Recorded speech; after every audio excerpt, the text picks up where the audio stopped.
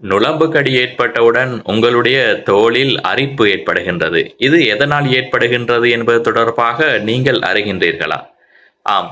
இது நுளம்பின் உமிழ்நீரில் காணப்படுகின்ற ஒரு வகை புரதன் காரணமாக எங்களுடைய நோய் எதிர்ப்பு மண்டலங்கள் தூண்டப்படுவதன் காரணமாகத்தான் இது ஏற்படுகின்றது. முதலில் ஆரம்பத்தில் ஒரு கடி ஏற்பட்டவுடன் எந்தவிதமான பாதிப்பும் ஏற்படுவதில்லை என்றாலும் தொடர்ச்சியான கடிகளுக்கு பின்னால் நோய் எதிர்ப்பு மண்டலங்கள் தூண்டப்படுவதன் காரணமாக ஒரு ரியாக்ஷன் காரணமாகத்தான் இது ஏற்படுகின்றது. இதன் காரணமாகத்தான் தடித்த சிவந்த கொப்பளங்கள் அரிப்புடன் தோலில் தோற்றுவிக்கப்படுகின்றது. எனவே இதனைத் தொடர்ந்து தொடர்ச்சியாகவே இவ்வாறான கடிகள் ஏற்படுகின்ற சந்தர்ப்பங்களில் நோய் எதிர்ப்பு மண்டலம் இதற்கு எதிராக எதிர்வினை காட்டுகின்றதை நிப்பாட்டுகின்றது.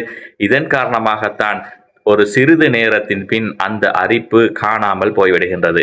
அதிலும் காணப்படுகின்ற ஒரு சுவாரஸ்யமான விடயம் என்னவென்று சொன்னால், நுளம்புகளுக்கு இந்த மனிதர்களுடைய இரத்தம் பிடிக்காதாம். அதற்கு எருமை மாடுகள் அல்லது எலிகளில் இரத்தங்களில் காணப்படுகின்ற ஐசோலியூசின் என்கின்ற புரதம் காணப்படுகின்றதன் காரணமாக நுளம்புகள் மனித இரத்தத்தினை விட அந்த எருதுகளுடையதும் எலிகளுடைய இரத்தங்களுக்கு கூடுதல் விருப்பத்தை காட்டுகின்றது. இதன் காரணமாக அதனை நோக்கி நுளம்புகள் படையெடுக்கின்ற ஒரு சுவாரஸ்யமான விடயமும் இந்த நுளம்பு கடிக்கு பின்னால் காணப்படுகின்றது.